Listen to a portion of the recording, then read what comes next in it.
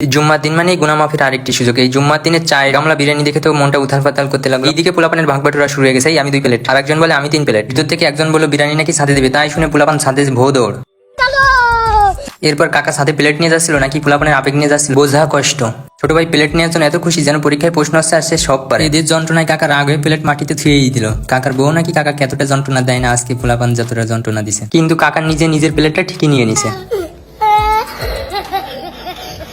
কাকা মাটিতে প্লেট রাখা মাত্র বেঁধে গেল চতুর্থ বিশ্বযুদ্ধ। আর এই বিশ্বযুদ্ধের নেতৃত্ব দিচ্ছিল আমাদের রোমাল ভাই। যাক, অবশেষে প্লেট জয়ী হলো। প্রতীক্ষার পরে সবুরের মেওয়া হাজারো তরুণের আবেগ চলে আসলো।